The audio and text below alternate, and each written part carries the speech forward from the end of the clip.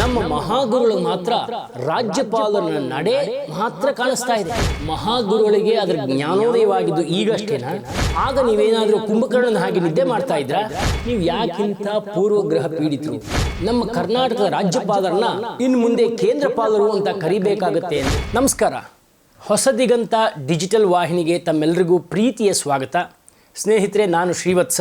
ಈ ವಿಡಿಯೋ ತಮಗೆ ಇಷ್ಟ ಆಗಿದ್ದಲ್ಲಿ ದಯವಿಟ್ಟು ಶೇರ್ ಮಾಡಿ, ಲೈಕ್ ಮಾಡಿ, ಕಾಮೆಂಟ್ ಕೂಡ ಮಾಡಿ.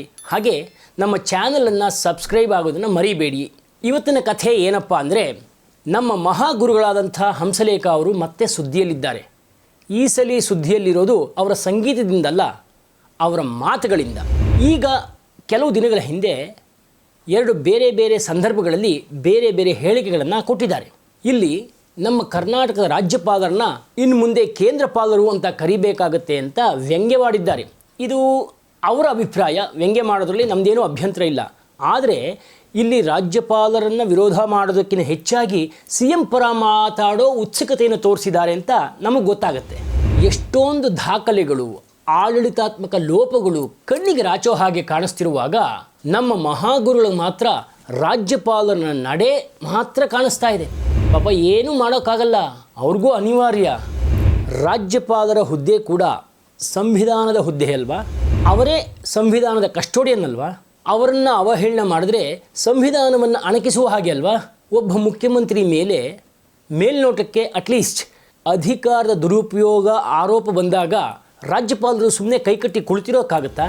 ಮೋರೋವರ್, ಅವ್ರು ಹೇಳೋ ಹಾಗೆ ರಾಜ್ಯಪಾಲರು ಕೇಂದ್ರ ಸರ್ಕಾರದ ಕೈಗೊಂಬೆ ಆಗಿದ್ದಾರೆ ಅಂತ ಫಾರ್ ಆರ್ಗ್ಯುಮೆಂಟ್ ಸೇಕ್ ಇಟ್ಕೊಂಡ್ರು ಮಹಾಗುರುಗಳಿಗೆ ಅದರ ಜ್ಞಾನೋದಯವಾಗಿದ್ದು ಈಗಷ್ಟೇನಾ?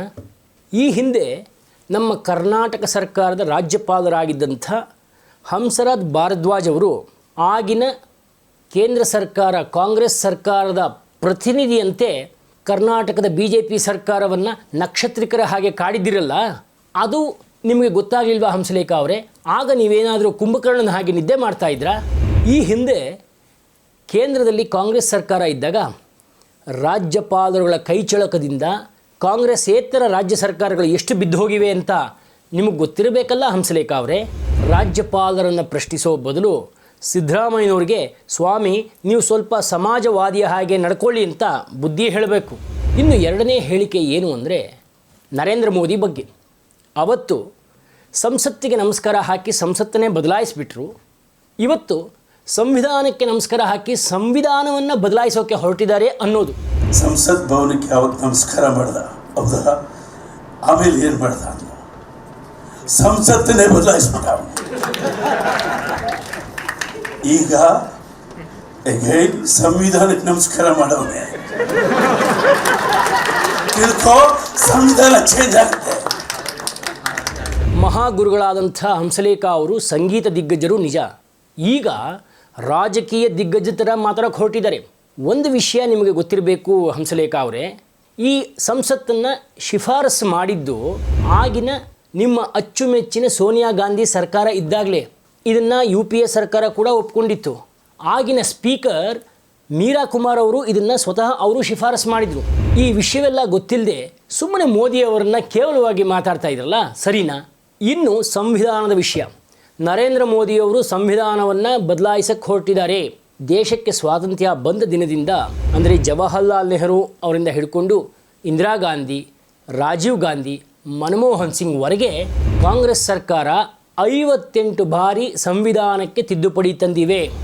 ಜವಾಹರ್ಲಾಲ್ ನೆಹರು ಟೆನ್ಯೂರಲ್ಲಿ 14 ತಿದ್ದುಪಡಿಗಳು, ಇಂದಿರಾ ಗಾಂಧಿ ಟೆನ್ಯೂರಲ್ಲಿ 25 ತಿದ್ದುಪಡಿಗಳು, ರಾಜೀವ್ ಗಾಂಧಿ ಅವರ ಆಡಳಿತದಲ್ಲಿ 5 ತಿದ್ದುಪಡಿಗಳು, PV ನರಸಿಂಹರಾವ್ ಟೆನ್ಯೂರಲ್ಲಿ 4 ತಿದ್ದುಪಡಿಗಳು, ಮನಮೋಹನ್ ಸಿಂಗ್ ಅವರ ಟೆನ್ಯೂರಲ್ಲಿ 10 ಅಮೆಂಡ್ಮೆಂಟ್ಸನ್ನು ಮಾಡಲಾಗಿದೆ.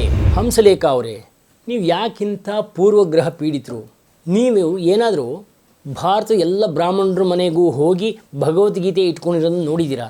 ಅಥವಾ ಎಲ್ಲ ದಲಿತರ ಮನೆಗೂ ಹೋಗಿ ಅಂಬೇಡ್ಕರ್ ಫೋಟೋ ಇಟ್ಕೊಂಡಿರೋದನ್ನು ನೋಡಿದ್ದೀರಾ?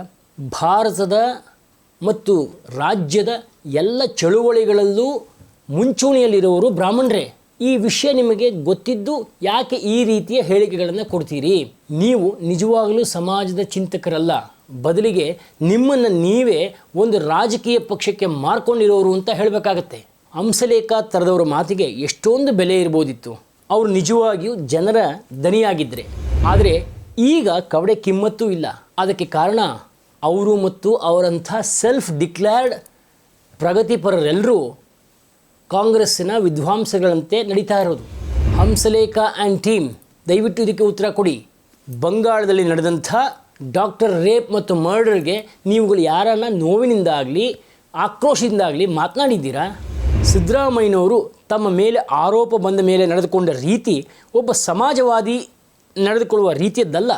ನಮ್ಮ ಕಳಕಳಿ ಇಷ್ಟೇ, ಹಂಸಲೇಖ ಅವರು ಇಂಥ ವಿಷಯಗಳ ಬಗ್ಗೆ ಮಾತಾಡುವಾಗ ಒಂದಷ್ಟು ಅಧ್ಯಯನವನ್ನು ಮಾಡಿ ಮಾತಾಡಿದ್ರೆ ಒಳ್ಳೆಯದು ಅನ್ನೋದು.